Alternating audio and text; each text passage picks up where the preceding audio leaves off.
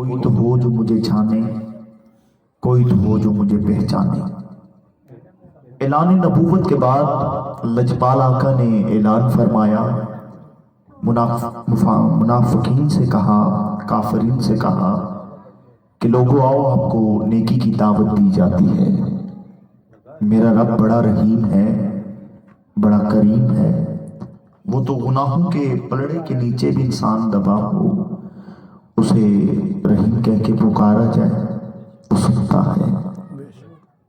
لوگوں نے سوال کیا کہ آپ جس رب کی دعوت دے رہے ہیں، کیونکہ تب جو لوگ تھے بتوں کی پوجا کرنے والے تھے، آگ کی پوجا کرنے والے تھے، سورج کی پوجا کرنے والے تھے۔ لوگوں نے کہا کہ جس رب کی آپ بات کر رہے ہیں، کیا وہ رب پتھروں کا ہے؟ آقا نے فرمایا پتھر بھی نہ تھے، وہ تھا۔ کہ جس رب کی آپ بات کر رہے ہیں، کیا وہ سونے کا ہے؟ آقا نے فرمایا سونا بھی نہ تھا، وہ تھا۔ کہ جس رب کی آپ دعوت دے رہے ہیں، قل هو اللہ احد، کہ وہ واحد ہے، کیا وہ رب سورج ہے؟ کہ سورج بھی نہ تھا، وہ تھا۔ جس رب کی آپ بات کر رہے ہیں، کیا وہ چاندی کا ہے؟ کہ چاندی بھی نہ تھی، وہ تھا۔ کیا اچھا بتائیں، جس رب کی آپ بات کر رہے ہیں، کیا وہ آگ کا بھی نہیں ہے، پتھروں کا بھی نہیں ہے، چاندی کا بھی نہیں ہے؟ کیا وہ رب سورج بھی نہیں ہے، چاند بھی نہیں ہے؟ آپ کو کیسے معلوم کہ یہ بھی نہ تھا تو وہ تھا، یہ بھی نہ تھا وہ تھا؟ تیرہ میں لجپال آقا نے فرمایا کہ لوگوں کہ اس وقت یا تو رب تھا یا میں محمد خود تھا۔ سبحان اللہ۔ یہ بھی نہ تھا اور وہ بھی نہ تھا، آپ کو کیسے معلوم کہ یہ بھی نہ تھا؟ تیرہ میں لجپال آقا نے فرمایا کہ اولو ما خلق اللہ نوری، اللہ نے سب سے پہلے میرے نور کو خلق کیا ہے، پھر اس نور کو اللہ نے کن کہا ہے، پھر اس نور سے سجایا ہے پوری کائنات کو۔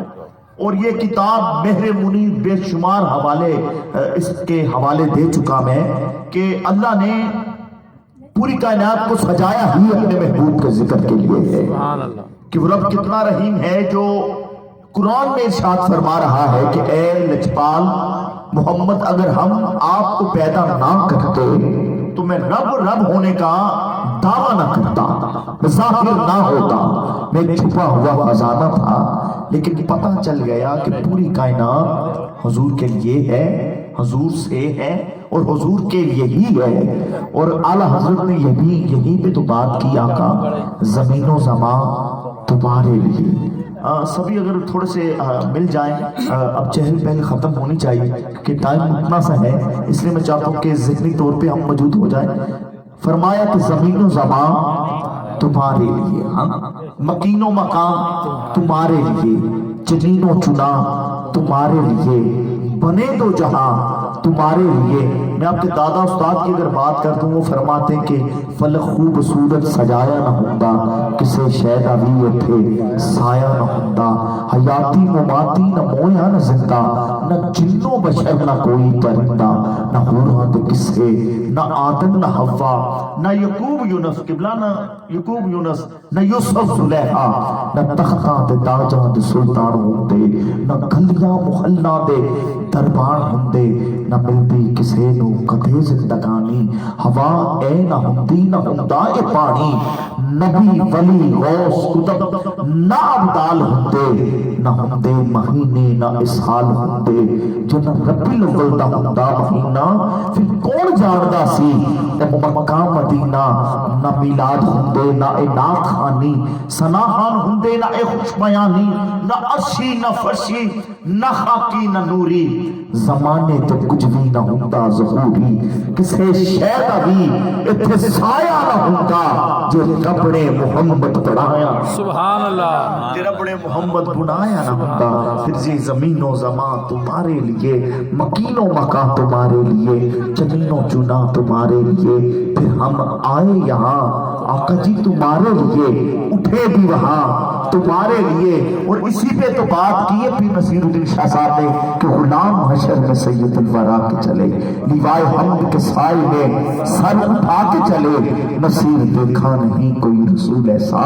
अरे जो बख्शवाने पे आए तो बख्शवा के चले, जो बख्शवाने पे आए तो बख्शवा के चले। इसी पे इत्तफाक करते हुए आज की इस महफिल का आगाज करते हैं। जो हम सुन्नियों का खासा है, किसी भी मसलक से कोई इंसान क्यों ना हो, मगर ये तिलावत कलाम मजीद एक ऐसी कुंजी है जो हर महफिल की एक इब्तदाई रूहानियत है, जिससे आगाज किया जाए अल्लाह उस कारोबार में बरकत अता फरमाता है। और ये पूरे का पूरा कुरान अगर आप पढ़ें तो हुजूर की नात ही है। अलहम्द से लेके वन्नास तक हुजूर की जुल्फों की बात कहीं पे हो रही है, कहीं पे अल्लाह कसम उठा रहा है कि महबूब मुझे तेरे चलने की कसम, इधर सुभान अल्लाह बनता है सुभान अल्लाह कि महबूबा मुझे तेरे चलने की कसम, महबूब तू जुल्फ हिलाए मुझे उन जुल्फों की कसम, महबूब तू मुस्कुराए तो मुझे तेरे मुस्कुराने की कसम।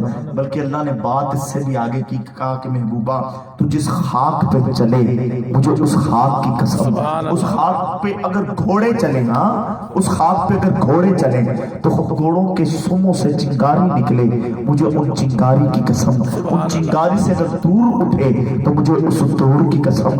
अल्लाह इससे आगे की बात करते हैं, कहते हैं कि बल्कि जब वो घोड़े चलते हो तो उनके चलने की कसम, उनके कदम की कसम। मालिक ये आका की जुल्फों की बात तो समझ में आती है कि तू कसमें उठा रहा है, मगर इन घोड़ों में ऐसी कौन सी बात है? अगर अकीदा समझ में आए तो सुभान अल्लाह कह देना, ताकि मैं तिलावत के लिए दावत दे सकूं। कहा महबूब मुझे तेरे घर वालों की कसम, मगर मौला उन घोड़ों की कसम क्यों उठा रहा है? अल्लाह कहते बात घोड़ों की नहीं है, बल्कि उन घोड़ों की। अल्लाह चलो घोड़ों की बात समझ में आती है, आका की हदीस पाक है कि अल्लाह फरमाता है मैंने घोड़ों की पेशानी में एक बरकत रखी हुई है। अल्लाह ये बात तो समझ में आती, मगर उनकी धूल की कसम क्यों उठा रहा है? रब कहते हैं बात ना तो धूल की है, धूल की निस्बत उसके सुन से है। सुन की ये कुरान से तर्जमा पढ़ रहा हो, अल्लाह कुरान में फरमा रहा है कि घोड़ की निस्बत जो उसकी धूल की निस्बत उसके सुन से है, सुन की निस्बत उसके कदम से है, कदम की निस्बत उसकी टांग से है, टांग की निस्बत उसके जिस्म से है।